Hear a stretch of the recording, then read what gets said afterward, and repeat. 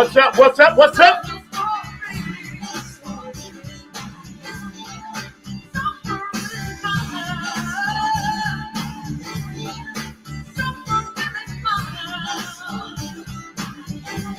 All my true funk soldiers, where you at?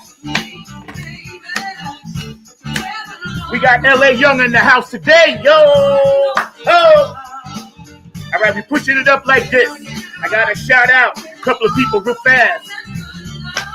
My girl down in Houston, H-Town, Sonia, how you doing? Sending love to you. Otis Hawk, sending love out to you, bro.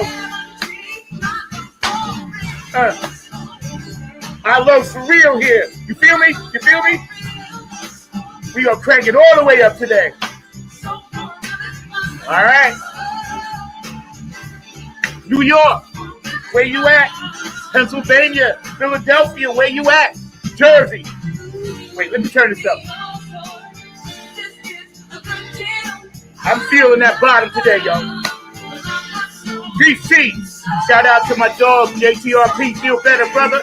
Detroit, Gabe, what's up there? Ohio, oh, hey, oh, what's up, Boosie and Patty? Oh, Nebraska, let's come on down to Oklahoma, Wisconsin, Georgia, North and South, Kakalaki, Florida, oh, Virginia, I love you, Pat. I need everybody around the world feel his love today. LA's gonna bring it for us. California, what's up, Cindy K. Lane up there in the west? I got you. They shoot out to Hawaii. Oh, I can't forget Tennessee. You're the only 10 I see. You know how we roll. We bring in a roll call in. Tokyo, Young High say yo, Japan, China, Dubai, Africa, the whole continent, North and the South Pole, Puerto Rico, Cuba, you in there? Where you at? Oh, South America. Oh, I love you over there, Elizabeth in Ireland. I know you watching. DJ Copolino, I know you watching over there. We got this pumped up, and we doing our thing from the front seat, right here on 9 on the Grind TV. Yeah, whoever's trying to call me, I can't take it right now. I hear you, though. I got you. I get back at you. We need the whole world to clap their hands and do this for me. Do this for me. From the front seat. LA Young is with us today, yo. You're getting all our love today. All of it. Every drop. Come on, America. We can do better than this. You gotta express yourself. You know what I'm saying? Yeah, let's get this thing started. Get it pumped it up. Pumped it up. I love for real, yo. Bringing you in with some sheep.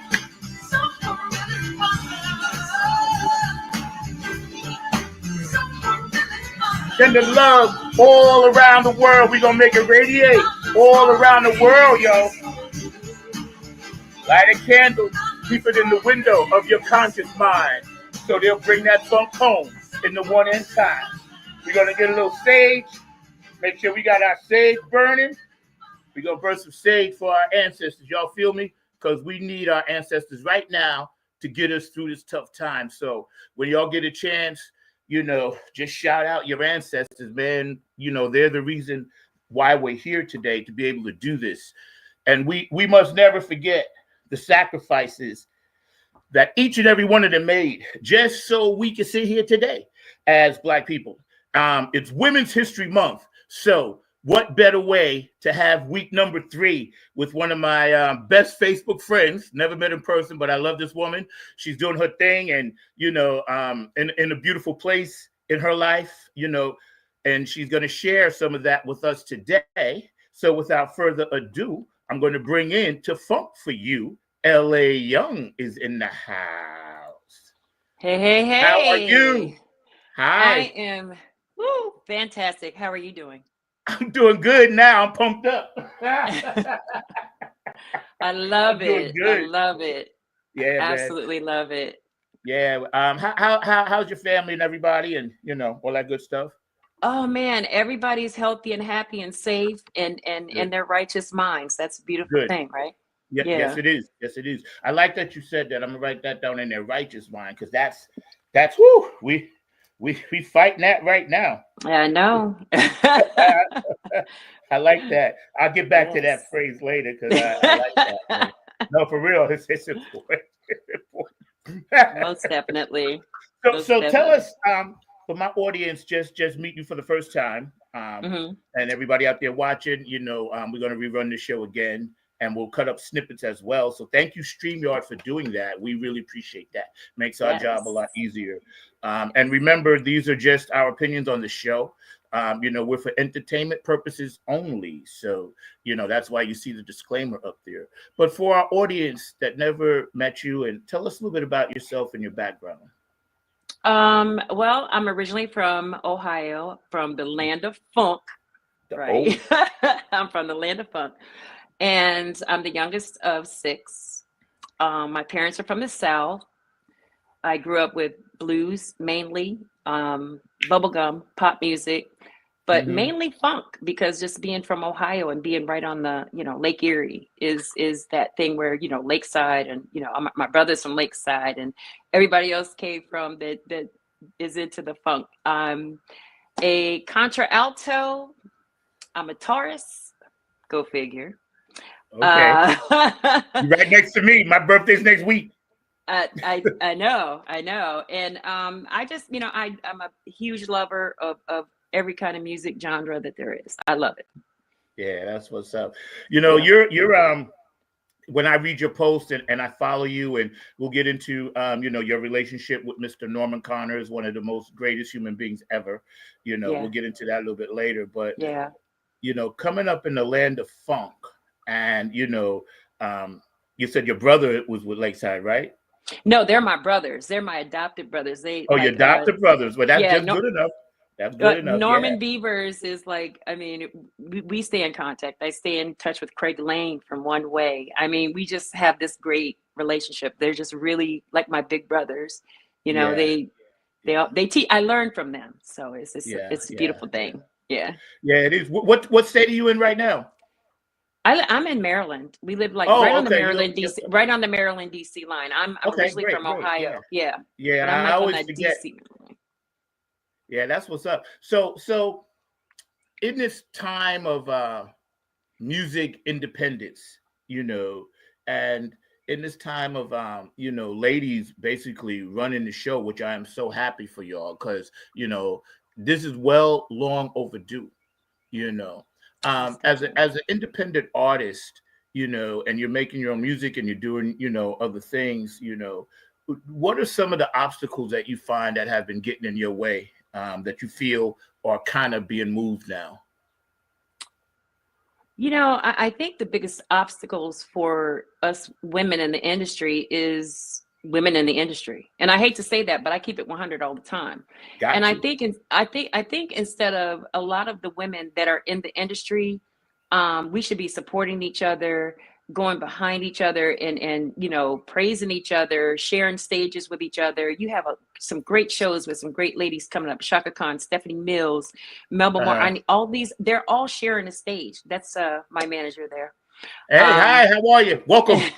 Hey, hey. yeah, and How you my doing? hubby too. It's my hubby too. Yes, So awesome. Nice to meet you. yeah. Yeah, good to So meet you. it's like us as women is we have to support each other. We can't be Yeah, out here doing crazy stuff to hurt each other. And I've yeah, said that forever. And yeah, it's just really sad that we are our own obstacle. yeah. It's funny because as Afro Americans or Black people or people of color, which is the technical term now, whatever we are, we've changed so many times, but we have enough problems. So we should never, ever, ever try to pull somebody down, Right. just because they're doing something that you may not have thought of. And see, the way God always tries to let us know that just because someone else thought of something, somebody else can think of something, you'll get your chance to think of something, you Right. know. And a lot of old heads I find fall into this pattern. I live here in North Carolina, but I'm from New York City, so you gotta be on it a Mm, bit. And right. and I try to just hit people to the fact that, yo, Do you? Bootsy and George Clinton and Bernie Worrell sat me down one day and talked to me back in 98. And they said, listen, you know, you could do us and try to get with us. He said, but we want you to do you. Right. And I never forgot that, you know, and I feel we as brothers and sisters of all races have got to stop hating. Exactly. You know, that's a tool that say somebody from the dark side is using, and we don't need that. You know? Exactly. And I have to address a couple of elephants in the room, and then I'll get to some more stuff. We'll show some vids and stuff of you, some clips. But okay. Of course, we know the Hollywood scandal with the rappers. Mm-hmm. Okay. And we know who said, he said, she said, this, that, the third. You know, and I hate to have to even say this, but it's in our culture now. What are your thoughts, and vaguely, you don't have to go deep, on that? Because I always want to see how the other side thinks, especially you being a woman. You know what I mean? Mm-hmm.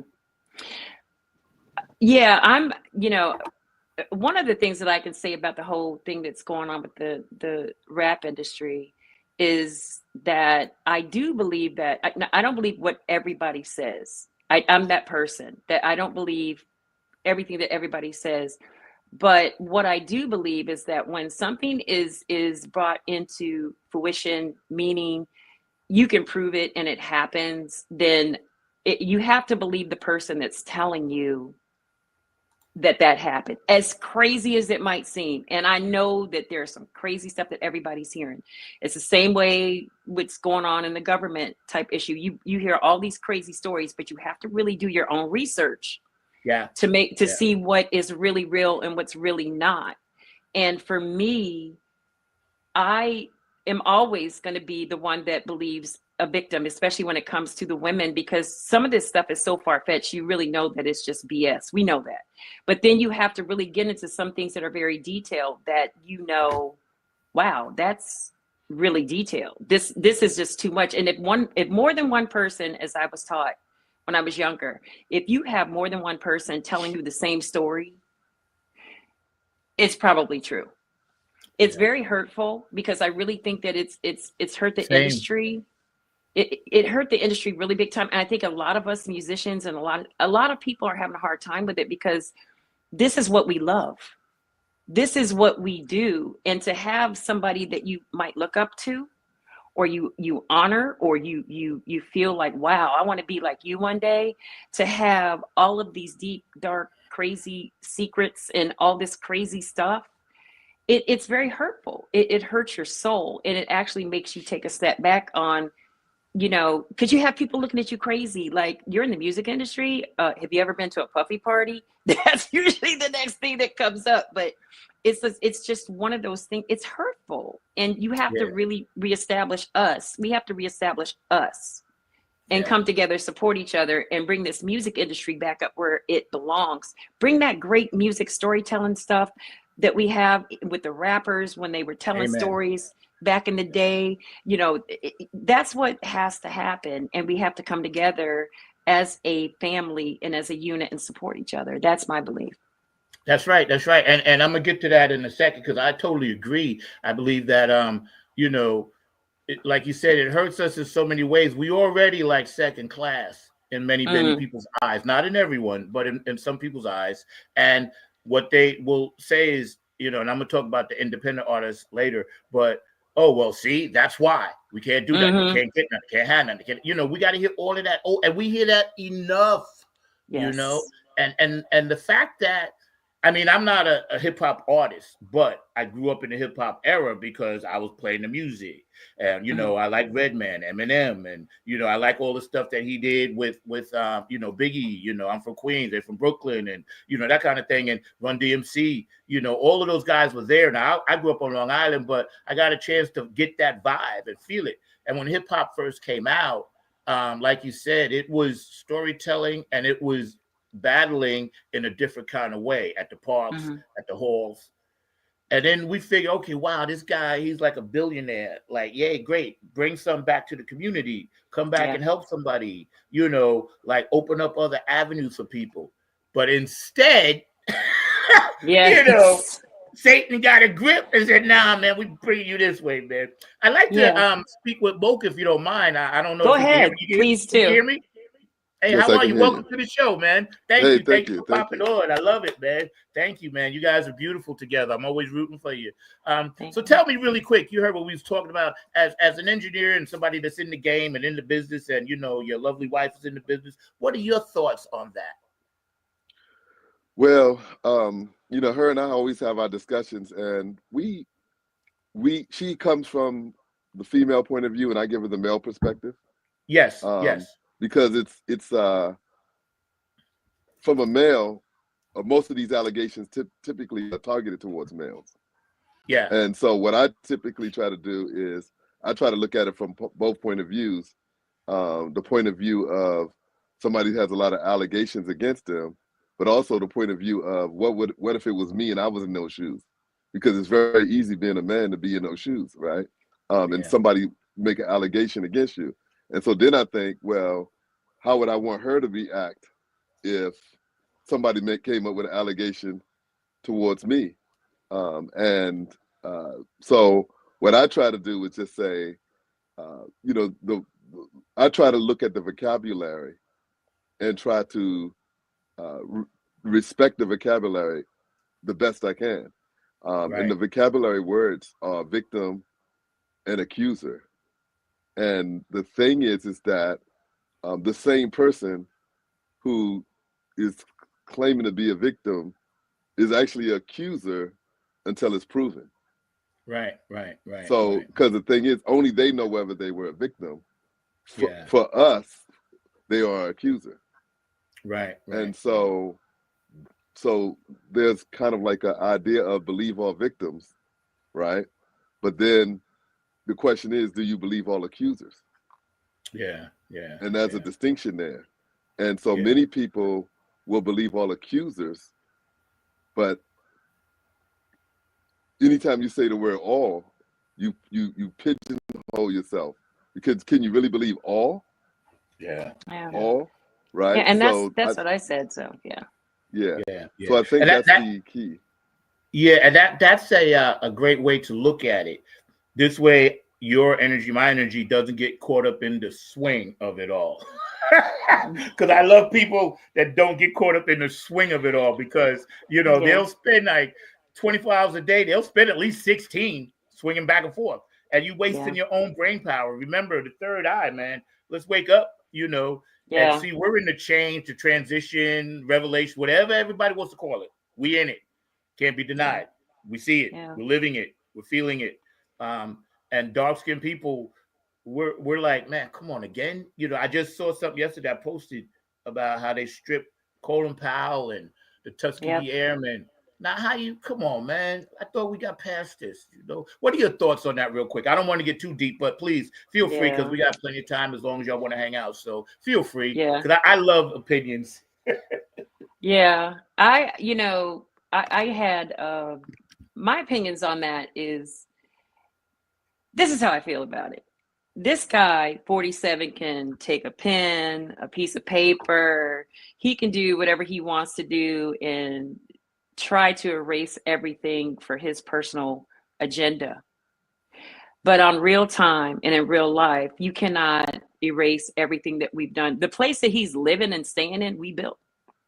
So you could sit here and act like, well, let's go ahead and put these people over here. We'll put the Black people over here, the Korean people here, the Hispanics here, the Muslims here. But if it wasn't for all, I mean, everybody built this country. And if anybody's the invader, it's Caucasian. I'm sorry, Europeans. Let me say that.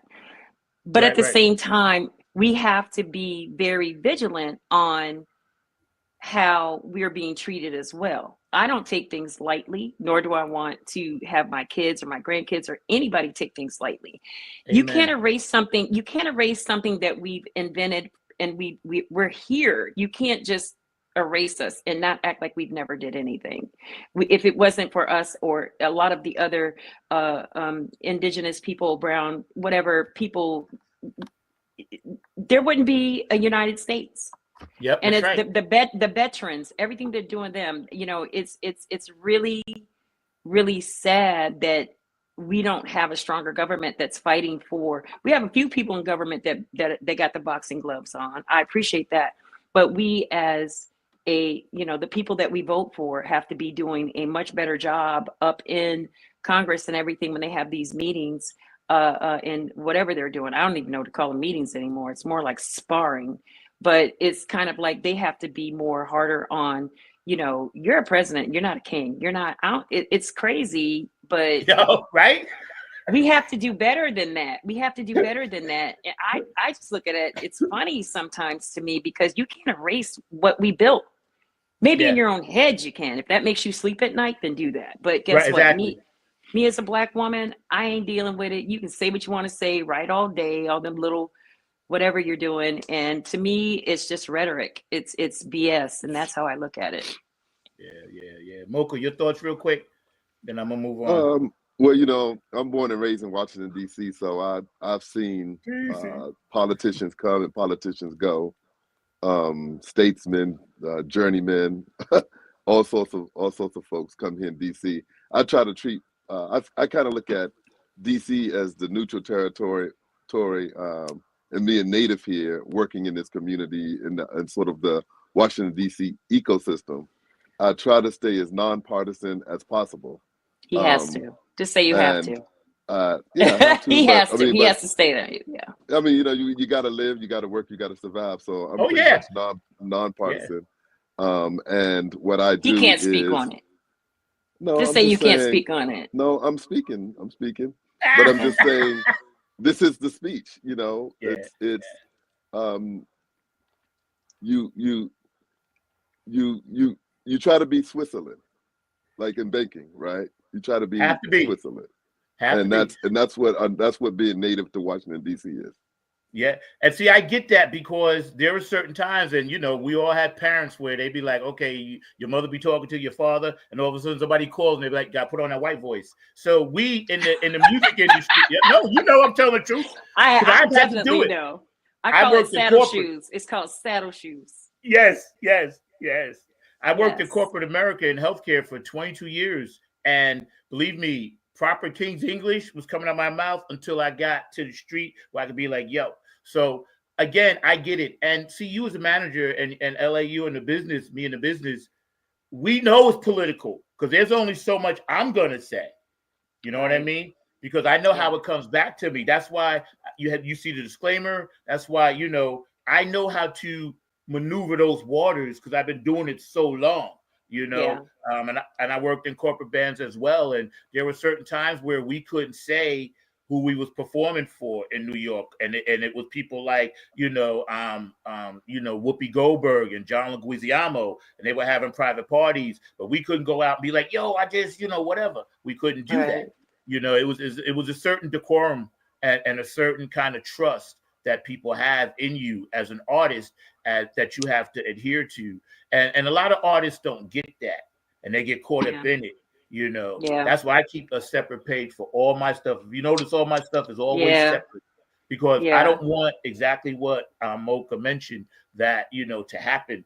And we're so close. Here's something that I want to speak on real fast before we start some of your snippets. Those of you watching 9 on the Grind TV, Funk from the Front Seat, beautiful couple right here, married L.A. Young and Mocha Java. He's for the first time, so I'm happy. I want you to come back more and more and more. Absolutely. Tell me your thoughts real quick on the independent artists because we are the go-to now. Yeah. And we know this is coming. We always knew all of this was coming. So give my young artists out there a little route that they could take where they don't get caught up into stuff and they realize the power of an indie artist because we have the power now. LA, I'm gonna start with you. Yeah, I absolutely love the independent artist aspect because being is that I know people that have been in that whole industry thing. It's kind of a double-edged I don't want to say, yeah, a double-edged sword, because you can think that, and this is what happens, you can think that your most favorite artist, your most favorite person that you idolize, and you see them on the television with these in these mansions and driving these cars that have the flip up doors, and that you think they're really in this really big life, and Yeah. everything that they have or everything that they're doing is leased. It's rented for videos or Yeah. for promotional type things. And at the end of the day, to me, those people are just as much of an independent artist, because the company or the industry owns what they do, and they really are not getting their money's worth. They're not getting the clout that they want, and they're not getting the awards that they should be getting. And I really believe that it takes more to be an independent artist, to be more creative, to be able to write and produce and just share your vision and have it, and to see it come true.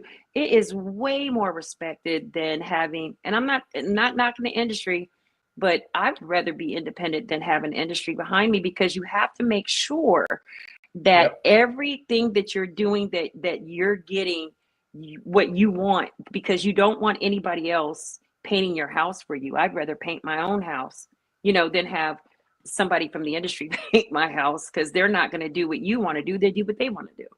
That's right. And I That's really right. do believe that. I really do. I love the independent thing. And I'm so glad that all these beautiful artists, talented people are coming out doing their thing. I love looking on my page, seeing everybody doing their thing. It's a beautiful, beautiful thing. And I know that Mocha has his, like, he studies this independent artist stuff. So he's really probably more the one to address that, in that aspect. Yeah. Your thoughts, Mocha? Well, I guess if we're talking about independent artists, I think the first thing we should do is let you know that LA is going to be hosting the Independent Artists Summit here on May 24th in the DMV. Okay. So send me the info. We could lead with that one. Send me the info. WSL, if it's all right to say, it's another content creator, WSLQ Radio, which is iHeart Radio, independent radio, WSLQ. Here in the DMV is putting on an independent summit. LA is going to perform there. I'm actually going to perform a little bit, and I'm going to be doing a conversation on music marketing for independent artists. So I'm going to sort of break out the notebook and kind of get into a little bit of that. And again, we've done this before. LA hosted last year. And then I kind of did an impromptu conversation a little bit at the end of it from the business management side of music. And right after that, they were like, you guys are locked in. We need you pretty much next year. And so they locked us in for this year. So we're looking forward to that. Again, May 24th in the DMV in Waldorf, Maryland, it's actually going to be.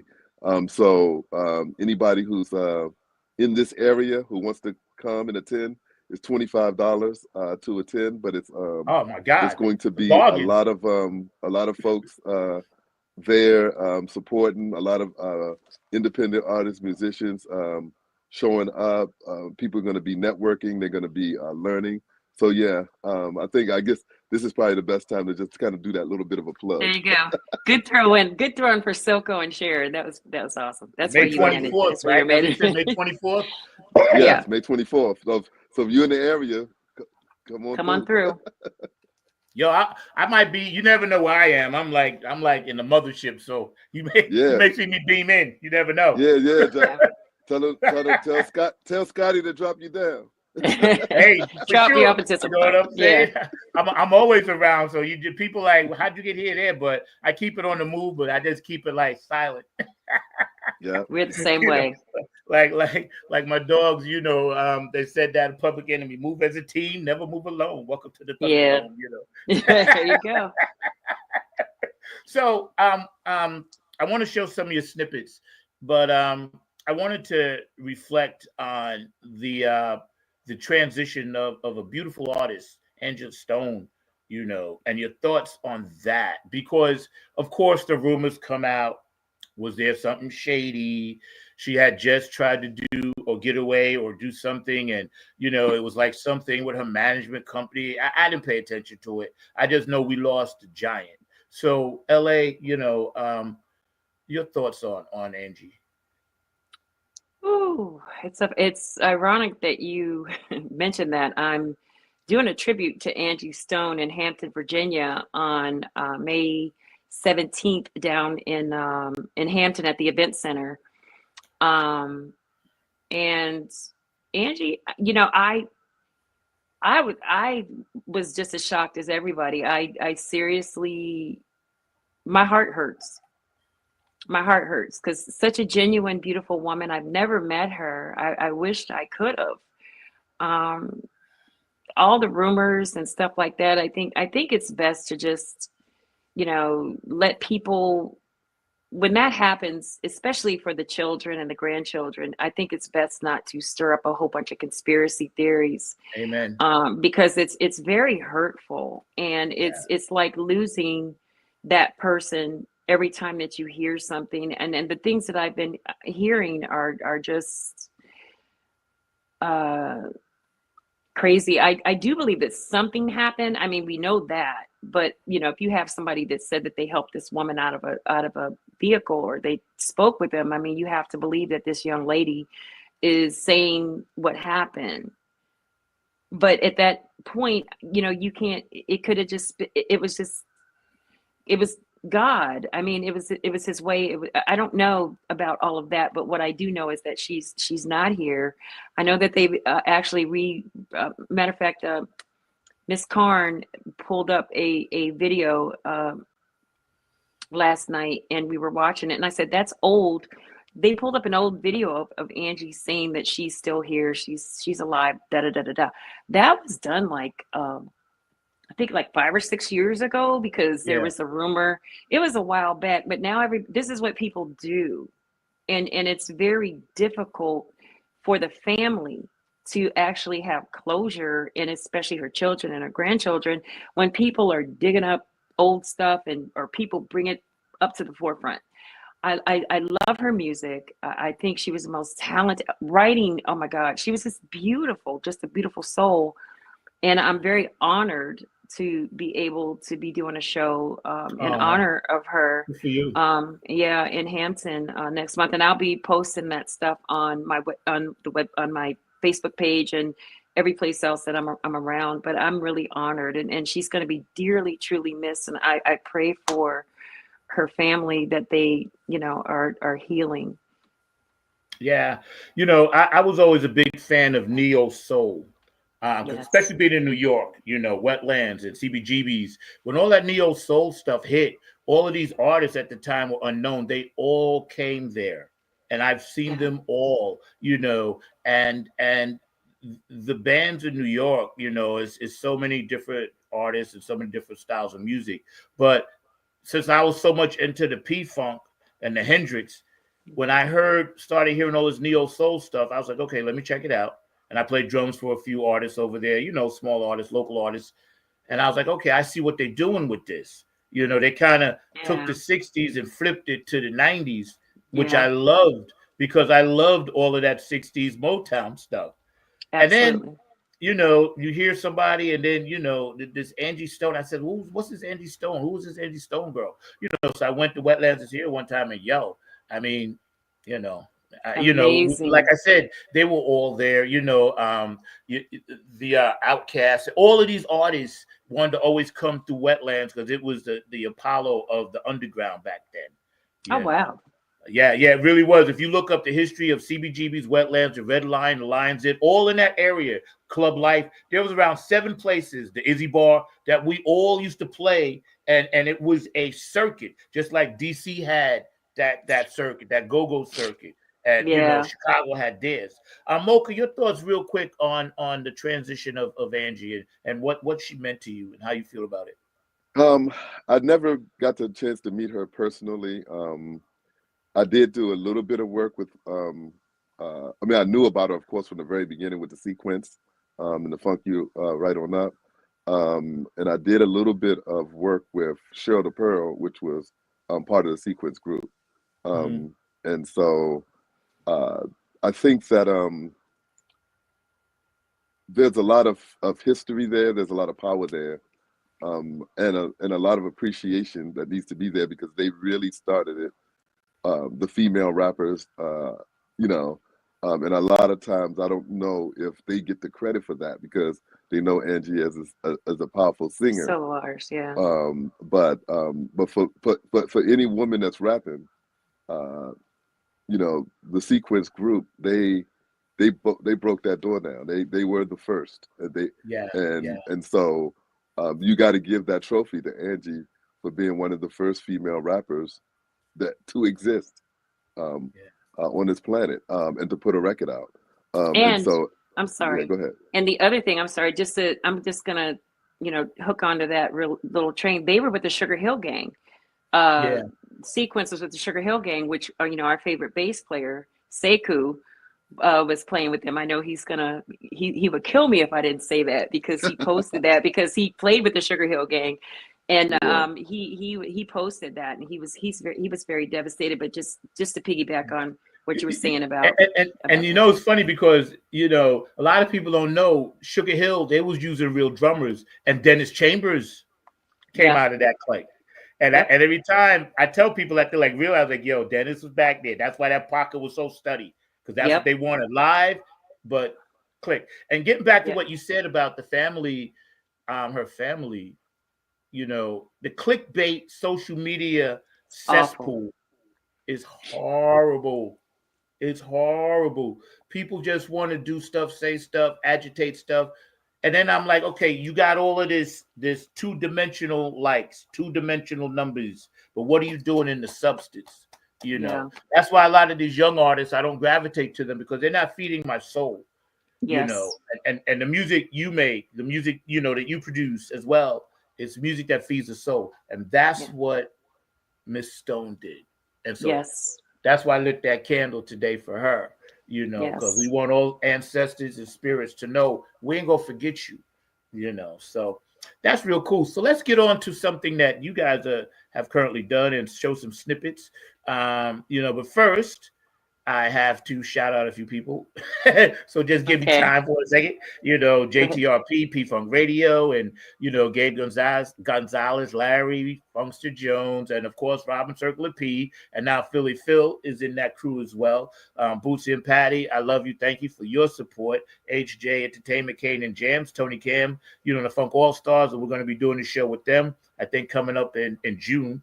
Oak City Music Collective, my management company here in Afterglow 92416. Otis, I'm loving you, bro. Sending prayers out to you and thoughts, of course. Brooke Clagett, my funk angel, love to your excess. I need more energy drinks, okay? Patricia Dioria, Curtis Wilcox, and George the Funk Vinci. A lot of the time, you see all this stuff behind me. These are works that these people have done specifically for me, and I'm forever grateful for that. Dr. Brookenstein, thank you for always taking care of my website. Over in Italy, DJ Coccolino, thank you for spinning Nappy at Funk Army. David Webb in the Funk Chronicles in the thank you for putting Nappy at Funk Army in the Funk Hall of Fame. Thank you. I appreciate that. And I'll see you real soon. Robin Circle of P, I mentioned, of course, and Elizabetta in Ireland. Thank you for playing our music. We really appreciate you guys. Thank you for your love and support. And we're always going to support you guys. So, we're going to keep it moving right now. We're hanging out, with LA Young and Mocha Java, and he's in the studio, so I'm sure he got one hand. I can't see it on some button somewhere doing something. He doing something. You know what I'm saying? I got you, bro. I know. I ain't gonna allow you. You good. Keep working. Gotta work. Gotta get that workout. Let's see some of the things we were talking about. Styles and independent artists and how we feel. And you sent me several snippets, last night and yesterday as we were prepping the show. So the sentimental mood, that one hit me in a kind of way. So I'm just going to show that real quick, and then I'm going to come back and let you guys elaborate. So for my audience, y'all check this out.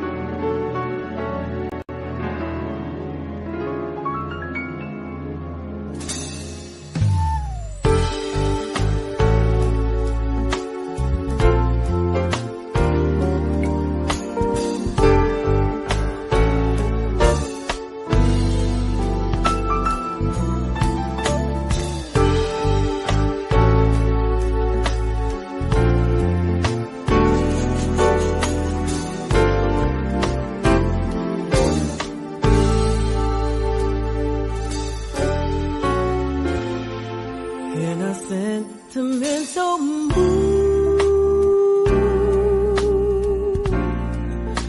I could see the stars come through my room while your loving attitude is like a flame that lights on the wing of every kiss. Drift the melodies that were strange and sweet, and then sentimental ways make my pain.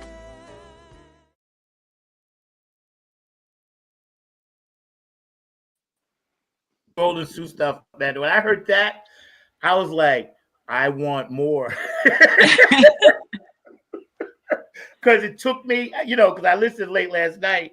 I had my headphones on. I was like, oh, okay, what's this? So where did that come about? How did that come about? That came from Norman Connors, of course. Bobby Lyle did the arrangement on Wow. that. Yeah. We recorded that at Clear Lake in Los Angeles, California, and we wanted it to be more. Everybody knows Sentimental Mood, but at the same time, we wanted to make it a little bit more current. And between Bobby Lyle's arrangement and Norman and the mass crazy talented musicians that walked through that door, it was a wrap. It was a wrap. They did that, and to see that picture, like you know how you want to see a picture a certain way, and then you have that picture the way you want it painted. That's how I felt. I teared. It was just a beautiful arrangement that Bobby Lyle and Norman that they did. And of course, Mocha was right there. I can't speak for him, but I know that I was like, this is Paying crazy. bills. I can say I was right there paying bills. Yeah, it I was know. crazy to watch the musicians come in and know the caliber of the musicians that were lined up for us. I mean, you had the top musicians that play with everybody. Some of them just got off planes and came in, from Africa and from London and walked into the studio and were just prepared and it was amazing. Bobby just handed them the papers. It was like, boom, the first take. And then the second, it was crazy. And I was just so honored and so humbled to be around and to have great relationships with these beautiful people. And that's where it came from. It was amazing. I think that was the first take too, that I got behind the mic. I think it was the first take that I did. That's not even mixed or mastered. So that was just what we did. And we sent that to you because it's not mixed or mastered, but that's how beautiful it was, I'm honored. Believe me, I'm one of your fans and our fans here on the show. Cindy, all the way over there on the upper northwest. Sorry. Your music just fed her soul. And that's how I feel about when I listen to you and what you guys are doing. It's a necessary thing for the universe. Yes. Yes. Your thoughts on working with those musicians, Mocha? How did you feel about like, wow, these people are here and they're doing my thing and all this good stuff? So for me, it was the business side, of course, doing the management, an executive producer on this project. And so trying to make sure that all the ducks were in a row. Right. And for me, it was more about make sure that there are no roadblocks or any type of blockers that keep her from getting towards that hit. And so when you're dealing with different musicians, people of great talent, I just wanted to make sure that everything was conducive to producing good music. So for one thing, it all starts with Norman Connors, of course, because he can walk indoors that I couldn't. He could get out of people things that I probably wouldn't have gotten out of them meeting me for the first time. Now I can probably, after doing some work through him or with him, now I can probably walk to some of these people and have a certain level or degree of respect that I wouldn't have had just walking in for the first time. But no, he opened these doors. He made it happen, and he told me, you know, I'm gonna need you to do this, Mocha. I'm gonna need you to do that. And he told me, you know, one of the things he said is, I tell a lot of people how to make a hit, but everybody don't listen. And he said, so, you know, it's up to you whether you're gonna go all the way or whether you're gonna half step. And so for me, it was, let me not half step. Let me give it the best chance possible. And I'm just gonna say, no pain, no gain. You know what I'm saying? So I treated it like that, and that was the approach. But no, my hat goes off to Norman because he is really a hell of a producer. Yeah. Yo, let me tell you, when I hear, you know, you guys and listen to your music and you're telling your story right here on Funk from the Front Seat, Not on the Grind TV, live.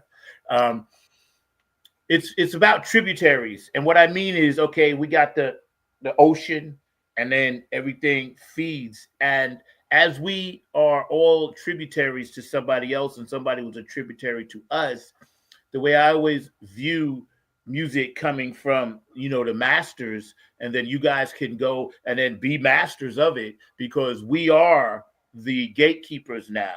You know, we're grateful to have the Norman Connors of the world, the Bootsy Collins of the world. We are so grateful to still have these brothers and sisters, you know, the Chaka Khans and people like that, because we know their sacrifice and struggle. We know what they went through just so we can continue. And that's what they want us to do. They don't want us to fight. They don't want us walking across the street with our behind with the pants. They want us to be classy and take it to the next level. That's why they offer those gifts. Everybody don't get them, you know, but when you get that gift, if you listening out there and you looking at two people in the business, when you get that gift, man, treasure it. You know, I taught drums and vocals and bass at the School of Rock for like 2 years. And that's what I used to tell my young students. You know, I used to feed them the right information, not the BS, because the BS, yeah, it's quick fix, but you're going to be hungry in about 5 minutes. Yeah. You know, so we got another one. And there's another one I picked up, you know, because I listened to all of them. So we're going to put this one up.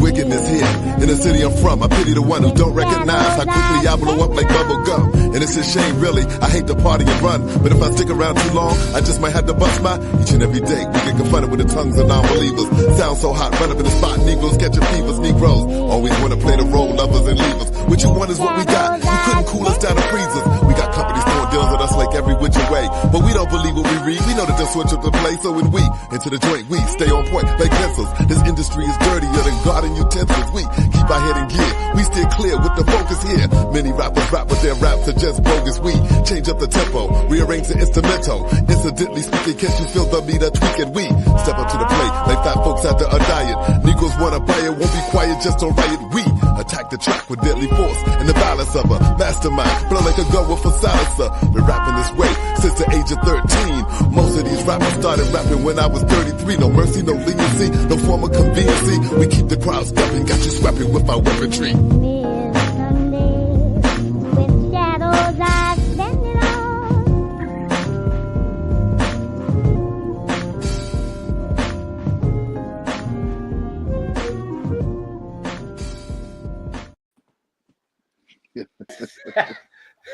When I heard that last night, I was like, stop it. I have to say, that's dope. And my mother would be proud of you because my mother was a huge Billie Holiday fan, you know. And when I heard what you was doing in the back, I looked up at heaven. I was like, see, Ma, it's still here. People still doing it. Your thoughts on putting that record together? So, and actually, you haven't even heard LA on it yet. That's just a snippet. So basically, I think let's just take it back like this. Hats off to the big homies, Stetsasonic, who came out with the jazz rap, right? And that song, instead of saying freestyle, I call it jazzy rap style, because we want to keep jazz alive. We want people to really understand that jazz and rap go hand in hand. And actually, when I started rap, in my younger days, I was on Jazz 90 radio in DC. And I remember meeting Al Jarreau there, and he told me, keep rapping, right? And we did some, and it was part of college radio in Washington, D.C. But make a long story short, so I had roots with the jazz rap, and I don't hear it as much today. And with LA and us doing the jazz festivals, big shout out to Jazz Legacy Foundation. We've been typically working with them almost every year. She's been singing there, and I'll do some DJing. We doing whatever, but the key is jazz is a serious root, and I haven't heard.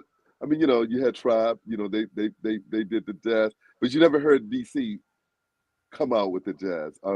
But we've always had a jazz and sort of a jazzy style rap here in Washington, D.C. A lot of people just don't know it. Everybody knows D.C. for the go-go, but they got to know D.C.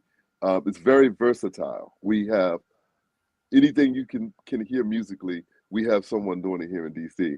And since I have those jazzy rap roots, I just figured I'd do that. And of course, it wasn't the plan originally, but LA was like, there's no way in the world we can come to the studio and you not do it. So that's why we did. Yeah. That's what's up. LA, your thoughts on that? I tell you what, when he, I'm not saying this because, he's my manager or husband or Hubbager, I think they call it Hubbager. I when I first met him, I heard there's so much talent there, and to stretch out to even, I think the very first thing I heard from him was Sam Cooke. Besides what he mixed, he took a live performance of myself and my band, and even did a mix to it. But I heard him do a Sam Cooke mix, and I'm like, this is crazy. And to have that kind of mindset to take these old things. Now I know that there's a lot of rappers that take a lot of, like, I know Jay-Z does it, Puppy, I think everybody does it, but that where his mind goes with it is a different place intuitively to what Jay-Z or Puffy do. It was just one of those things. And when I heard it, I just stopped. I just stopped because it was just amazing how his mind was working, with the jazz. It was just, and it needs to be intertwined. It always has been intertwined, but nobody has really taken some really nice jazz and thrown it up front and made a very logical, educational rap to it. Yeah. You're right about that. And we got some comments. George DeFunkavinci down in Texas, said the track is fire, which it is. You know what's funny? Because you mentioned, I was like, anyone want to go one thing? Yeah. When I was, growing up on Long Island, we always had access to the city, so we got a chance to hear all kinds of music. And jazz was part of the thing in the city. But when I first heard Al Jarreau, I was like, this dude. And then, what he was doing, and then I seen him live, I was like, my goodness. Amazing. He needs his own Broadway play. That's what we were saying to ourselves, And I think because you guys are doing that and currently bringing that back, it's always a circle. It always comes back. I tell everybody that's younger, listen, don't you worry. If you wait at this station, the train will be back. And then you can catch it the first time, it will be back. Some of us are still on the train. True So, that, because I got yeah. clothes that I didn't wear for 30 years. I got the Gucci hat, right? And I wore it the other day. This young kid said, "Yo, that's fat." And I said, "Really?" I said, "I bought this like 30 years ago." He said, "No, it's back, bro." He said, "That's vintage." And I said, "Well, yeah, it came in a pack of 5. I bought them off the streets of New York for $10." You know what There I'm you saying? go. I had all different colors. The kid absolutely flipped over a hat, the brand, and I thought to myself, I was like, "Really?" And so I was like, "All right, I see what we doing, God. I see how y'all working, keeping us alive, you know." Yeah. Wow, this is a great show. I'm hanging out today, with L.A. Young and her husband and manager and Mocha Java, and we're sitting here kicking it about the industry and life and things like that. Let's get to another snippet while we're in here. Okay. And I want to shout out my producer, Mr. Mark Lee. He should be around somewhere, but I know he had other things he had to attend to. So he sends and extends his welcome to you. Thank Because you. Mark is my dog, and he helped me kind of figure out the technical start of this stuff. Okay, so this particular one, hold on. I don't know if I listened to this or not, but I'm going to do it. What else is there? Now, before I play it, just tell me a little bit about it. Set it up for me. Okay, so that is like one of my favorite songs by one of my favorite producers. And this is actually another production that we're working with, another producer we're working with. His name is Daryl Pearson. A lot of people know him. He's from Baltimore. Excellent writer, played with Jodeci. He deals with Drew Hill, Mary J. I mean, you name it, he's done it. Timberland, Justin Timberlake. He's just very well renowned, and I met him in 2012. Mm-hmm. And I met him through another friend of mine that had like a lighting engineer company. Like, he did sound and all that, and he hooked me and Daryl up, and we connected. He listened to some stuff that I've done that I recorded with Pieces of a Dream, and he's like, "I got the perfect song for you."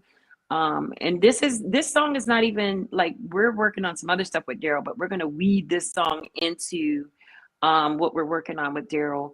And I was going through something at this time, and this is before I met my husband, of course. And it was just ironic that he picked this song out for me without really even knowing me that well, because I think I met him on a Tuesday and I was in his studio on a Thursday. Yeah. And I went into his studio, and it was one of the most unique experiences I've ever had in a studio. Because Daryl's a singer, and he plays every instrument like under the sun. He fed me like the lyrics. I went in cold. And so he was actually feeding me the lyrics, and I would repetitively sing the lyric how I heard it. Even though he sang it to me, I did it the way that I thought it would be done. And I was going through a breakup, and it was just perfect. And it was a very unique way that I recorded, and that's where this song came from. And I know there was a few other artists that wanted it, and I have to say this because it blows my mind when I say this. Mary J wanted it, and so did Celine Dion. Wow. Yeah. That's some heavenly company right there. Yeah. That's what's up. Yo. Yeah. See, sometimes it just happens the way it's supposed to happen.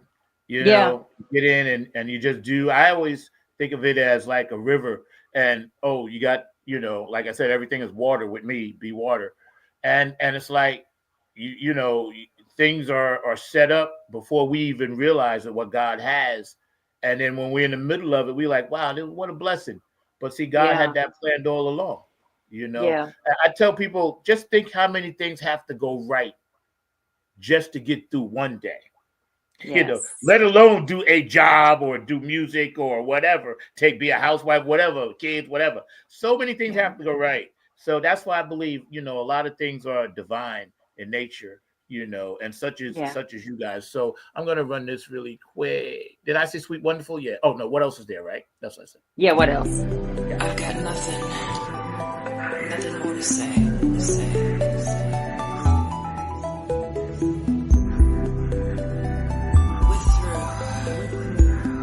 through. Bye, baby. For years and years, I believe each word you said. From the day we met till now, each one stays inside my head. I love you so, and I'll never let you go.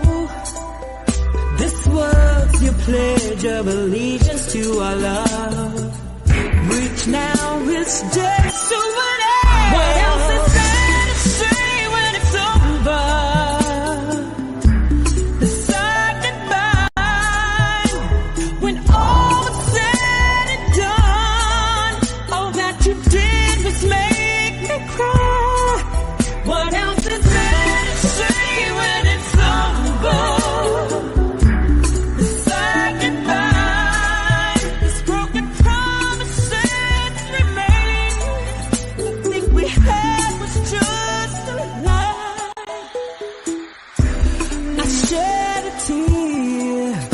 When I learned that you would succeed, every vow you made fell through. These teasers are killing me. I want more. I gotta tell you, this is actually, there's two versions of this song. That song is the second version. There's a first version that's just strictly vocals. So he made two different versions of the song. So the first version that I did didn't have the extra bells and whoopers. It's basically for, this is how I classify it, as your 40 and over version. And that version is actually the younger version because of the bells and the whooper and the extra stuff that he added like to the track, which it's amazing how his mind said, we can do this two ways, you know. And that's the second version. So that's everybody loves that second version. The first version is one of my favorites, but I actually think, and Mocha, I'm gonna get your thoughts on that, but I want your thoughts on this. I actually think now, because like the past, I want to say 3-4 years that I've been recording, my engineer and I, we do two versions. We come in knowing we're gonna do two versions. You know, we do, because that's true. You get to a point, and then you're like, oh man, you know, I hear this completely different thing. So let's just, you know, and I think it kind of is for the best, you know, because there are no rules. We make the rules, you know. Your thoughts on that, Mocha? Oh, shucks, forget about two versions. It's two songs. I do one song and it'd be like, the song's so long, we got to make two out of it. Right. True. The first half and the second half. But hey, like they used to. Yeah. That's what they used to do. They used to do that. So yeah. No, we do that. But no, Daryl Pearson, he is absolutely phenomenal. He's a secret weapon. One of the best kept secret producers in the business. When I heard some of the stuff he did, that was not just in the R&B, but also in the rap. Some of the stuff that went with Timberland and Drake, and you know, that just some great music this guy does. And he's got some gems that we're working on with him. Yeah. That is just, when you say a snippet, that is just a teaser. I don't want to oversell it, but we got some great stuff that we're working with him, with the R&B and the rap, and he's got LA and I together on some songs, really doing it up. So he's another one that said, Mocha, you just can't stand on the side. Your voice is or your rap is too good to just sit back behind the scenes. And so he immediately threw me in once he met me and heard me. But for me, it's really trying to get L. I call it L. You know, everybody else know it LA. I just do the one letter L, but I try to get as you L should. to where L needs to be, and so I don't want to sort of try to do too much on her stuff, so that she gets her proper space that she needs, so that the world hears and sees and feels her. But yeah, it's that guy is really great. He's got a lot of good stuff with her, and then he's got a few with me on it as well. So that's really nice. Yo, that's fire, bro. Because I gotta tell you, both of you guys are a power couple, and you're a couple that people look up to. You know, people like myself, and who's single, and we're trying to find that special one, whoever they may be. And it's like, working together with someone on a project for you guys, like say Ashford and Simpson, that's got to be like gold. That's got to be gold. Ashford and Simpson, they my favorite duo couple. Captain and Tennille, Washington D.C. Yeah. Washington D.C. Ashford and Simpson, bro. The thing about us is that we are just who we are, and I think people look at us and I mean they just crack up because we're just who we, and that's what Daryl saw, and a lot of our project around what Daryl did was around our relationship and how crazy we're just goofy musician people who just love to have a good time.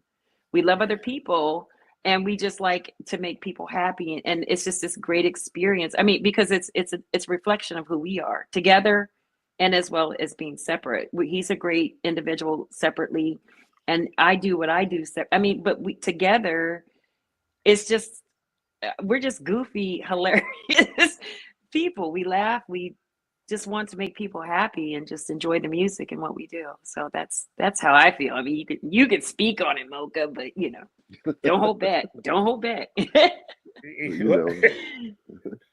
Well, I know this next one, Committed. That's why that was a great lead up to that. But when I see power couples out there, we all, some of us think like, okay, that's great because we need that. Whatever you guys do, we need that as artists. We need that as spiritual people. We need that as Black people, because when you see a successful couple, a lot of times, they're usually they're not talking about us, even though we are there, And I think it's very important for young people to look up to you and say, wow, they're not selling out. They're not doing this, and they're still living their dream and producing this great stuff, and, doing these great events, and, the thing with Angie Stone, and of course, what you're doing in Virginia, things like that. And see, that's what young people need. They need this, and when you guys give it to them like that, I tell you what, God is smiling on you for that. I gotta tell you that. Let's check this out.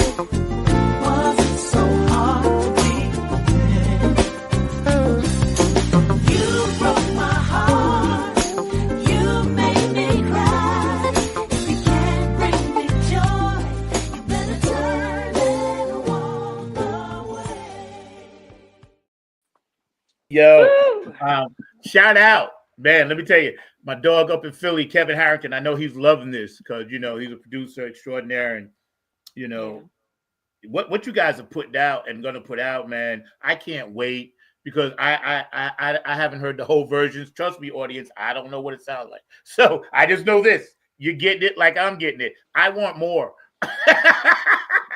We love that. We love that. I can see me driving down the highway. You just my heart. You know what I'm saying? I'm telling you, ooh, that song, just so so everybody knows the backstory of that song. So I had a very, very best friend that I grew up with and I worked with from Ashtabula, Ohio, because I'm from Ashtabula, Ohio. I was very good friends with a young lady that I worked with and at the metal factory that I worked at. And she had children that I basically watched grow up with my children. And her oldest son, his name is Danair, or James Goodwin, contacted me. She actually passed away a week before my father passed. And I always keep in contact with the kids because they're like my kids too as well. And the oldest son, his name is James, but his nickname is Danair, wrote this song and called me, and he calls me Mom too. So he's like, Mom, I wrote this song and I know that your voice will be perfect for it. I just, I have this part of it and this part of it and this part. He had the lyrics all out there. And we needed to find the right music for it. So we kind of diddled around with it. We went to another gentleman that, we thought we could find the right groove with it. And it wasn't working. And then it was kind of like with Bobby Lyle, could bring him up again, and Norman, I sang it to him, and there you have the music. That's where the music came from, was between Bobby and the background singers. Lord have mercy, Jesus. Those sisters, they were killing it in the studio. They killed it. And it was very unique how it came about and it came in. The vocals to that is something that we have the vocals and we have the lyrics. Myself and the most beautiful voice ever, Miss Jean Carn. We are working on rearranging the vocals for that. It tells a beautiful story, and with her help and her vocal coaching and everything that we're doing, because I just really wanted this song to be very special because it is an original song and it tells a beautiful story. That's what we're in the process of working on too. And I have the beautiful Miss Jean Carn helping me with all of these vocals and all that stuff as well. So it's I can't wait to finish this song. This is one of my favorite songs that we do. One of our, regulars, Cindy up there in Seattle and on that side of the country. More, please. She's like me. More. That's beautiful. I love it. You're giving us the big keys today, yo. Thank you. But don't worry, Cindy, because if I get as soon as I get it, I'll make sure you get it. As soon as it comes out, we go, man. I'm happy to see a lot of people digging what you do. And people go back during the week and they'll comment. So go to my page and you can see all the comments and read everything. And thank you, StreamYard and Facebook for hooking us up. I always got to thank them. You guys are like I said, when I listen and now I'm meeting your husband for the first time, I was like, okay, Ashford and Sims, I got you. All right, y'all got that locked out. See, there's always a slot that when the slot has to be filled after it's been filled for so long, and then people do whatever, transition out, that the slot is open. I tell a lot of people, yo, look for the slot, what I'm saying? And then get in there. Gary Scheider, Funkadelic, told me this. He said, you got to get in where you fit in, Yes. And I shout out, Linda. I love you, Linda. Get in where you fit in, man. Thank you, Cindy, for those comments. I appreciate that. When we look at the business, and I don't mind saying this, like I was very disappointed that despite all the government BS, this dude pulled the grants. Because down here in North Carolina, we get grants from the Hayti Center, right? The Black Cultural Arts Center, which comes directly from Raleigh, the Art Center. So we get that and they get the money and then they funnel it out to minority areas, for music, for plays, for this, for that. We're supposed to do it in February. We get ready to do it, and the portal is frozen. So nobody across the country, I know down here at least, can't get that grant. Now, that grant was for a significant amount of money that is used to put on performances, backline equipment, recording, videos, advertisement, social media, etc.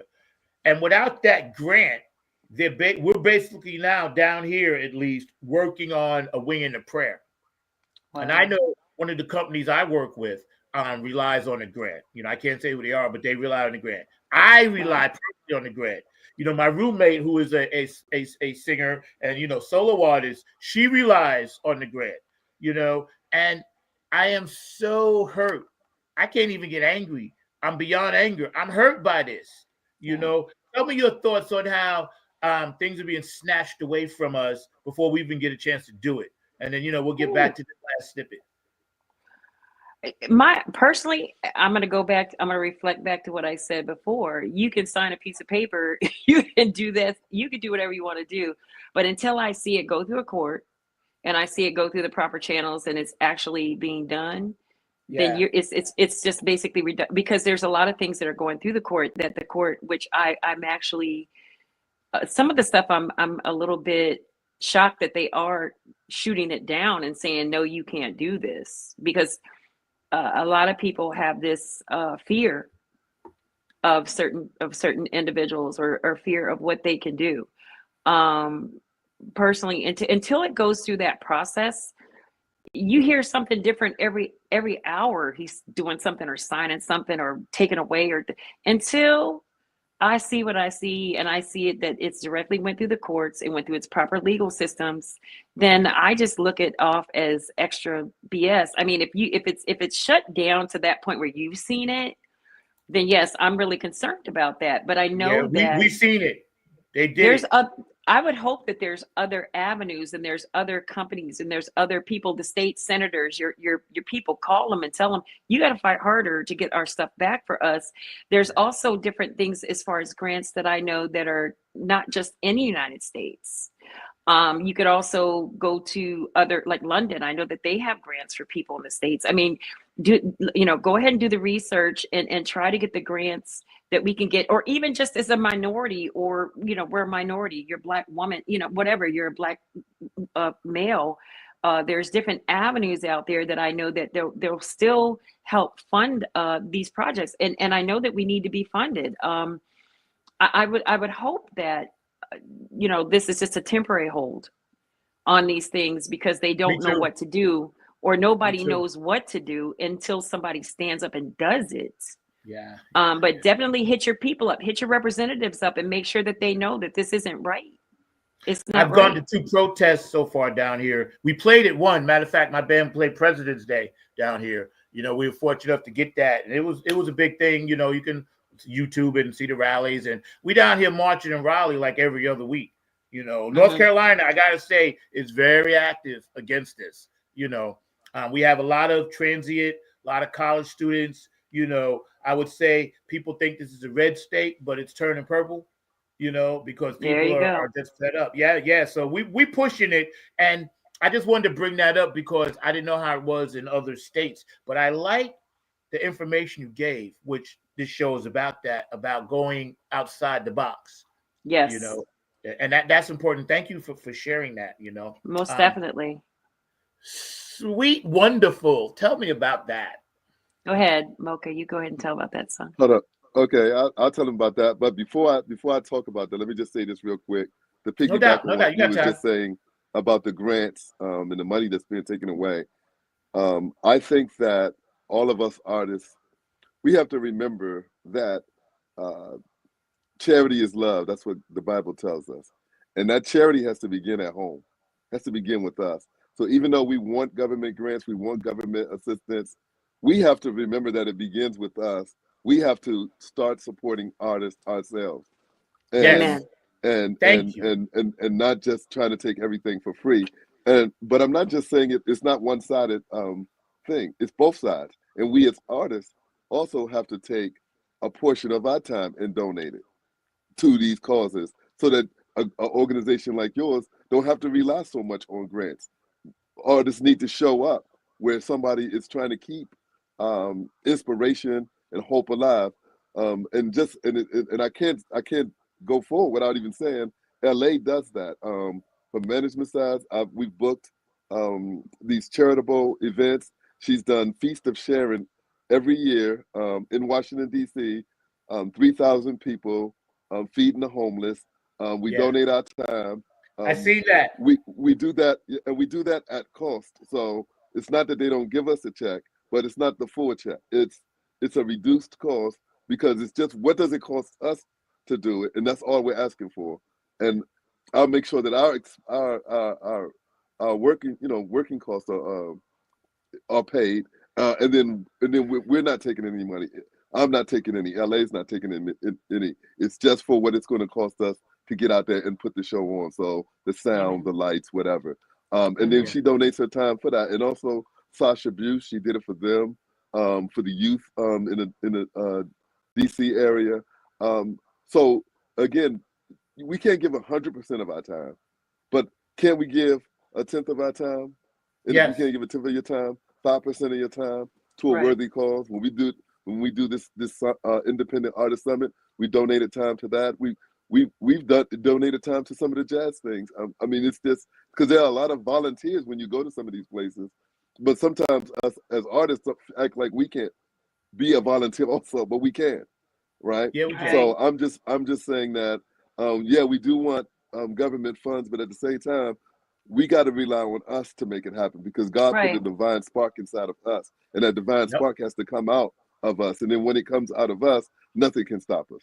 And that's kind of like the way I want to think about it. Thank you for saying that. Yeah. Hey. Yeah. Sweet and Wonderful, that song, that's another one. That's a Jean Carn. She did that song. And again, and I know LA was saying vocal coach, but she's also the vocal producer. So she was working with LA on that song. And then she heard me say a rap, and she's like, you can do the rap to this song, because it was originally done as a duet where she's singing. Who was the guy that sang it? It was Jean Carn and Glenn Jones. Jean Carn and Glenn Jones. Oh, Glenn Jones, show me. Yes. Yeah.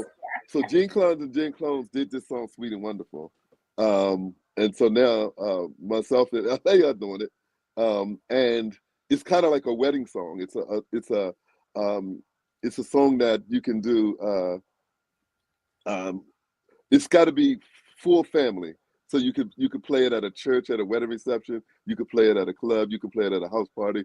You could play it for the young people, the older people, anybody. There should be nobody that shouldn't be able to enjoy a song called Sweet and Wonderful, even though it has a rap, which is what I'm with the rap. But it's celebrating love. It's celebrating relationship.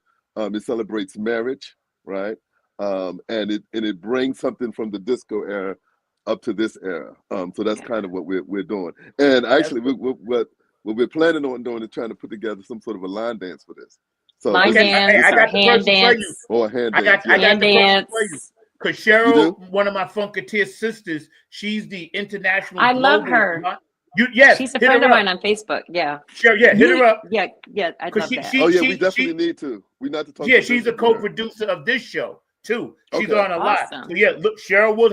I got you. We wanted to do a line dance or a hand dance, or you could do both. I mean, we just really thought about, and we want to do a music video on this one, as well as we're going to do a music video on Sentimental Mood. So we're going to have 2 videos, as well as with Daryl's stuff. So it's going to be a really great, different collaboration. So yeah, definitely hit Cheryl up, man. She's my girl. We are doing this thing for Patty, but line dancing, that's your girl right there, man. You line dancing. Before we play this though, I just want to say something that you mentioned, Mocha, about songs that were written for weddings and so forth.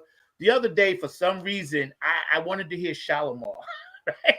So I went back and I listened, and the first song that popped up was This Ring. And I thought to myself, that was genius. Mm-hmm. Howard Hewlett. Genius. Guaranteed to be played at every wedding. You know, Yes. and then you just reminded me of that. So we gotta show I this. probably should have let the cat out the bag though. I don't mind.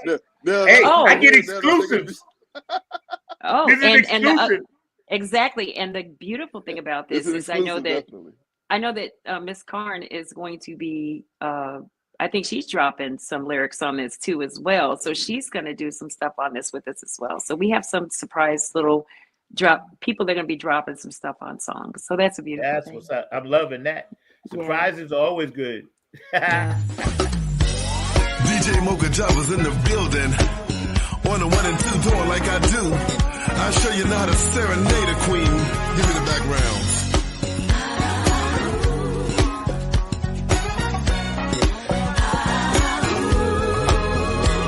Now when I look in your eyes, the heat start to rise. My muscle get tightened and the stars in the sky seem to show a different glow. I need something for my ego. Cause your pretty face is such a masterpiece. My pants start to wrinkle, I can't keep a crease. My knees start to wiggle, then I'll inquire that you don't giggle. Cause I just get higher. I can't concentrate on a game of chess. Feel a breeze of a tease by the way you dress. My self-esteem is being intervened. You can have my key, don't touch my queen. My friends say I'm illin', they tell me that I'm billin', but they don't know the way Mocha be feelin'. In my game of chess, the king don't matter. You touch my queen and my heart will shatter.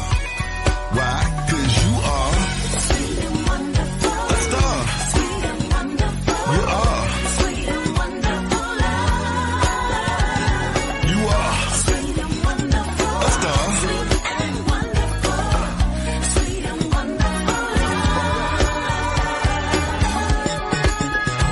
I'm on some other. Check the cover. See if you see another brother kicking the same vibe like me. I got a vibe keeping me kicking the beat live. And you can roll shotgun or you can be the backseat driver. Hold down a 4-wide, fold down a white collar. You like it black? That's why they call me Mocha Java. Like George Washington Carver. Our father inventions, there's no need to bother. I bob and weave like extensions.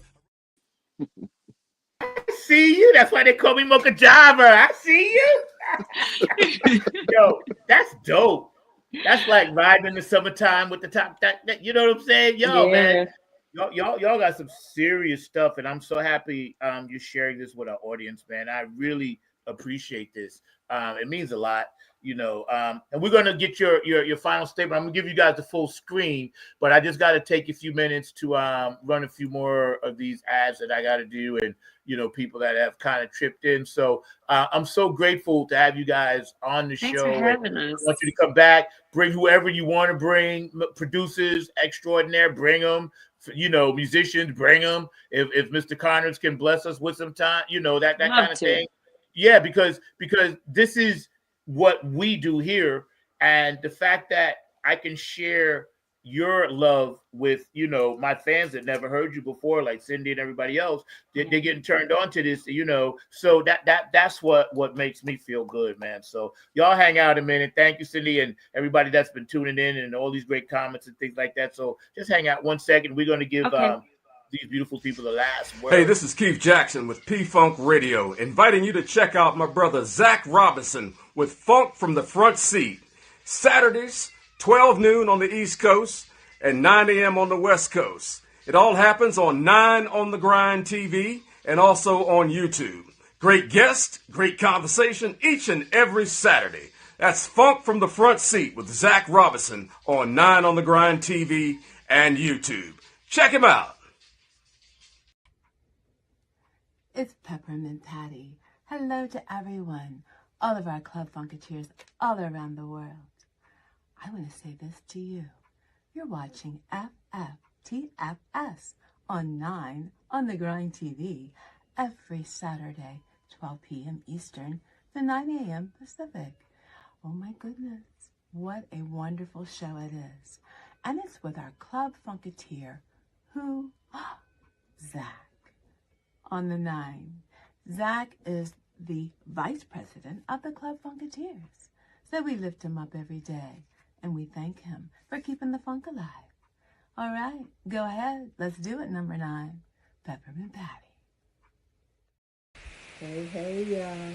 Linda Shiner here, talking about my brother from another mother, Zach Robertson's Funkin' from the Front Seat podcast.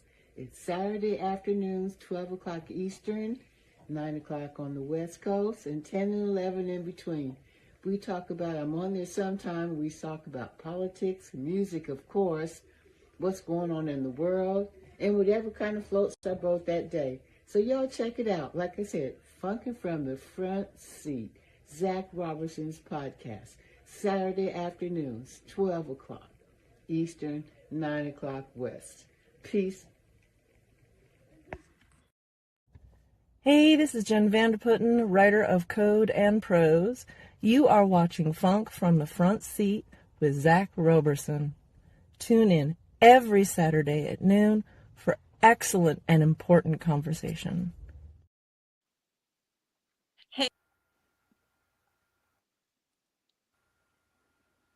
Hey, it's Chrissy Key Rellins here with Holistic Restoration, inviting you to check out Zach Robinson with Funk in the Front Seat.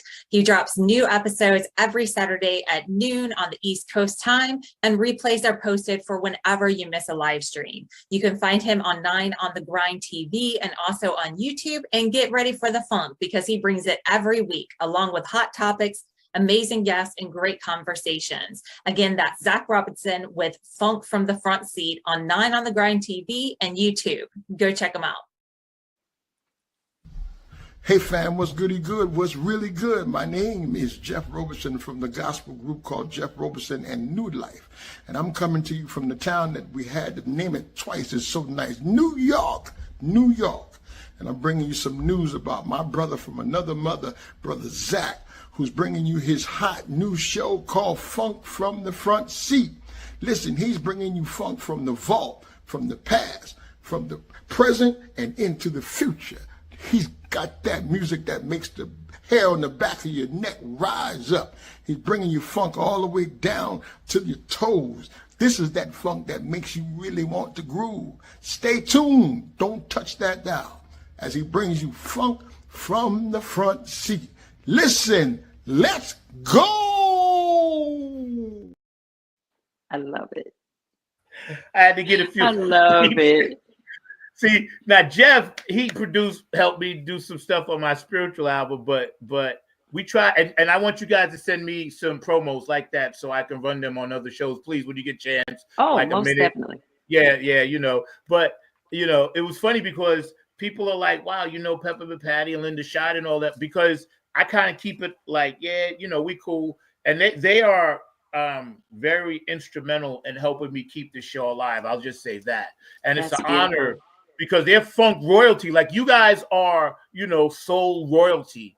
And when you have royalty and you're in the presence of royalty, I always just thank God that, I'm able to hang out with you guys and talk with you guys and vibe with you guys, So I'm going to give you both the full screen. I'm going to pop off. And I want, one at a time, whoever wants to go first is cool. Just give us, some last words. It's been an amazing show. I can't believe we just knocked out like an hour 45, which is, I'm loving it. I'm loving it, man. I love it. So, it's been an honor. And please come back really, really soon. And like I said, bring more guests and anything that you're doing, LA and Mocha, please attach it to my pages so I can share it, with everybody. Because that's what we do. We don't hide, we multiply. We don't, we try to keep it so everybody can get some of this. I'm getting it, but I want everybody to get it, So absolutely. I'm going to give you guys the full screen and I'm going to pop off. And, when we come back, we're going to roll on out. Okay. Want to go first, Smoke? Want me to? Sure. So only thing I'll say is thanks for having us. We had a great time. Keep music alive. Remember to support all the artists, indie artists out here working hard. We're putting the work in and bless us when you can. Peace and love. Absolutely. And to piggyback on that, thank you guys so much. Thank you, Zach. We appreciate you. All the great new people that are loving what we're doing and always supporting artists, especially independent artists. And make sure that the main thing that we do is keep live music alive and let's keep it going. Let's love each other. Let's just unite as a country and just make sure that we keep things copacetic and the music first and foremost, which is the best thing that we could do to be as one. And yet again, thank you everybody who is loving what we're doing, and thank you for tuning in. Share the video, Zach and everybody. God, thank you guys so much. Anytime you need us, we're here. And just God bless, and just love each other.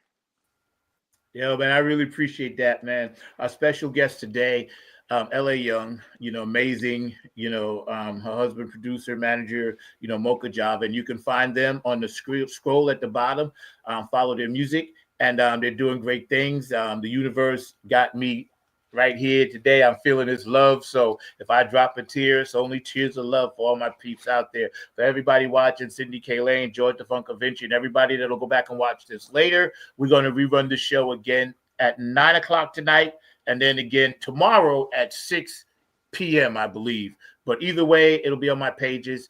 Again, you guys, thank you, Mark. You want to get on, Mark? You got a question? You want to get in? You here? Bring it on. No? Bring it on. I don't. He's walking around, so I don't know. Are you want to come in or no? Yes. Who knows what Mark is doing? Oh, hey. You good? You're muted. Unmute. He's at the hate. I said it out. Thank you. How are you, sir? I'm doing good. Y'all are having an amazing conversation. I was just hearing the conversation in the background. L.A. Young and her business partners are doing a great job and all along those lines. So I'm just impressed with the work that y'all are doing, and look forward to hearing more of the music, because I had to download it for Zach and everything. So y'all just doing a great job, and I just want to know when y'all are going to come down to the Carolinas and do a performance, maybe in conjunction with Zach and everything. Because I think that the two groups need to perform together in a joint venture and everything like that. So I'm just going to throw that out there and ask if we can maybe make that happen in 2025. What do you think, L.A.? I love it. Well, look, from a manager standpoint, before we go, we only have one motto over here: you paying, we playing. That's all it is. But there's a family discount. There's always a family discount. There's a family discount. There is a family discount. There is a family discount. But you know what? We'd love to. I would definitely love to come down there. I've got a lot of people that I know down there that are great friends and great supporters of R&B funk music. So let's do it. Let's make it happen. Let's do it. Mark, I had to mute you because the wind was messing up. Go ahead. I got you. No, I'm going to say, let's make it happen and everything. How important has it been for you both to have various influences in your music? Because I know funk music is definitely much grounded in various sounds. As Zach knows, I'm a big blues fan, a big jazz fan, and a big fan of all of that kind of music. I did know that y'all had one of the songs that was a famous jazz song, that Sentimental Mood and everything. So how important is my quick question, has it been to kind of like integrate the music forms together, and do you think that we as a society are doing enough of that?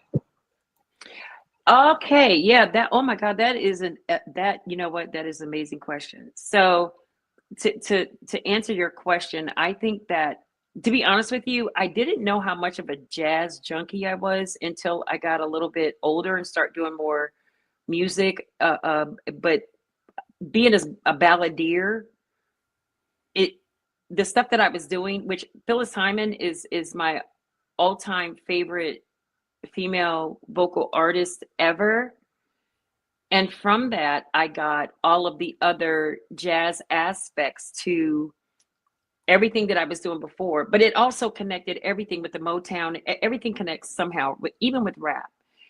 But to answer that other thing, I think that we need to have more jazz with the jazz, like the Jazz Legacy Foundation. They are very monumental in what I think a lot of jazz artists look for, to go onto a stage and present their originals, and also doing some phenomenal versions of pop, which it's amazing to hear a violinist do rap. I mean, it's crazy, but it's just so monumental. Jazz is always, it's very important to me because it's an expression of how I really feel, which, as well as being a balladeer. I think 1 + 1 = 2 for me with all of that. So Mocha, you can piggyback on that too as well. Yeah, I mean, I think that well, I guess in terms of funk, you know, it all works. Your original roots. I mean, I guess you should say that, where you're originally from Ohio, so the land of funk. and all of the Lakeside and all of those other folks who are very good friends of yours. You might want to give them a shout out, I guess. Oh, I did. I hollered them out earlier. Norman. Take a Moan, take a ride. There's a party over here that ain't no lie. Yo, I got you. Norman and Fred, all those brothers. I mean, they're absolutely phenomenal. I mean, you also know the Isley brothers. You have Ohio brothers. You have Bootsy. Yes, of course. Zap. Howard Hewitt. Hewitt is from. Yep. Exactly, Zap. All these beautiful. That's what I grew up on was the funk, and it just. I really have never put myself in just one little place because I love. Amen. Everything. I love everything. I've even redone country. Like Beyonce was not the first one to come out with somebody doing, country. First off, we started country music, just to let everybody know that.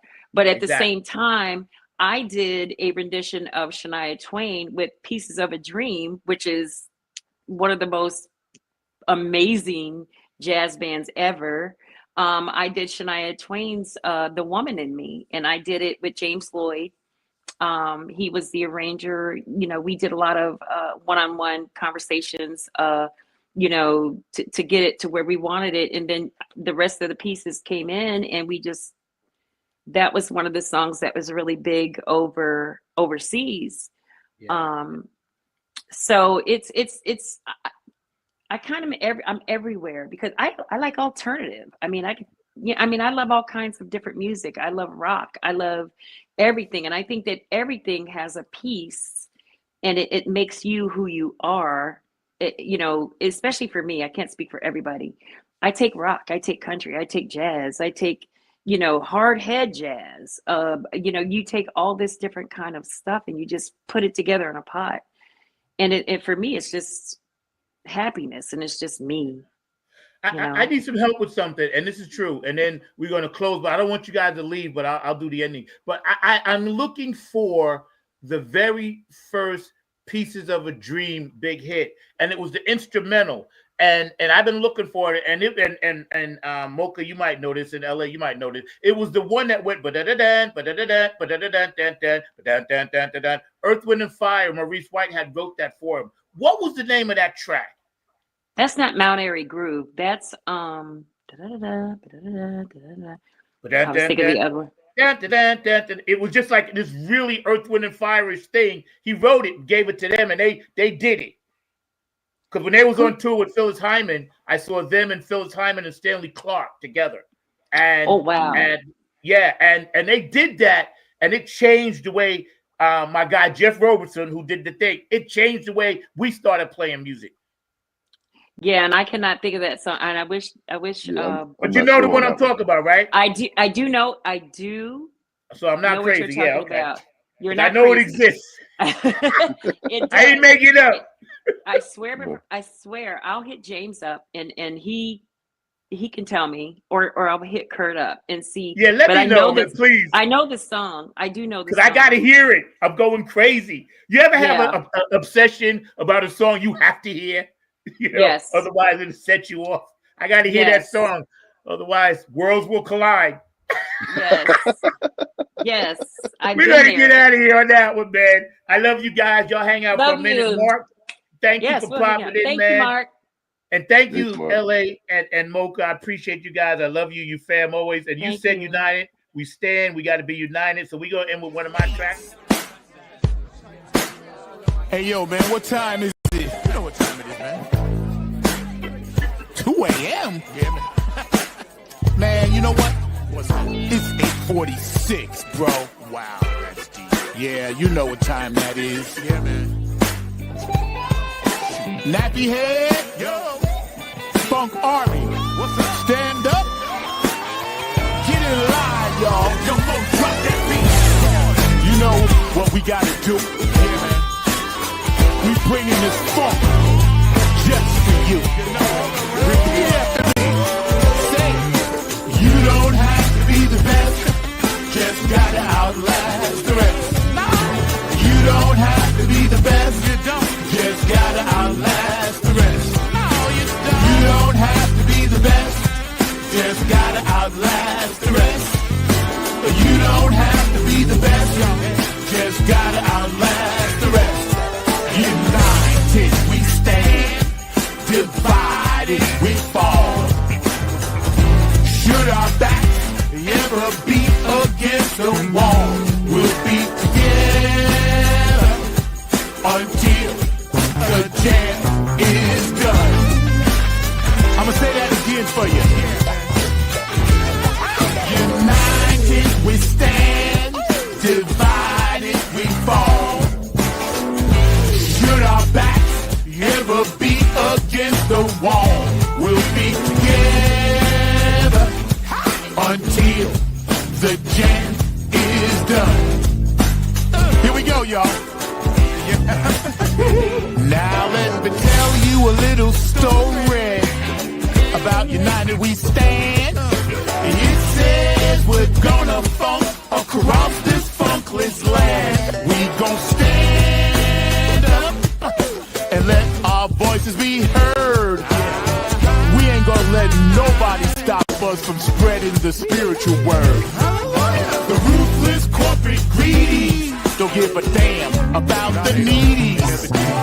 We need everybody in the house to join us on this one, all right? Y'all say, united we stand, divided we fall. Should our backs ever beat against the wall, we'll be together until the jam is done. Are y'all out there? You feeling me? United we stand. Come on, y'all. Divided we fall. Should our backs ever beat against the wall, we'll be together until the jam is done. Yeah. Check. 1, 2, 1, 2. United we stand. Divided we fall. Funkin' with the poor people most of all, as they poison our mind with food control. Third eye is wise, sacrifice. Wake up and see what they doing to you and me. Keeping a separate product of Illuminati, like the jail cell did my boss John Gotti. Dirty politics and high-priced prostitution reside in all the important positions. Just look around at the injustice in the world. Some forced to live in a deplorable conditions. Watch us, watch what we do. This rap is coming up just for you. So sit back, relax, check out our phone calls. The nappy hip-hop army always bumping in your drum. Twitter, tweet, the TikTok. The ruthless corporate greedies don't give a damn about the needies. A movement, genocide and homicide is happening all around the world. Promise me this, promise me that, when all the fat cats stabbing us in the back. Man, get off my back, bro. Killing me. Let me see you wave your hand. We all wanna take the stand. Rise up against the corporate man. Let me head all across this land. Oh yeah. Nothing but this new type funk 2022. Let me see you wave your hands. We all wanna take the stand. Rise up against the corporate man. Let me head all across this land. Come on, y'all.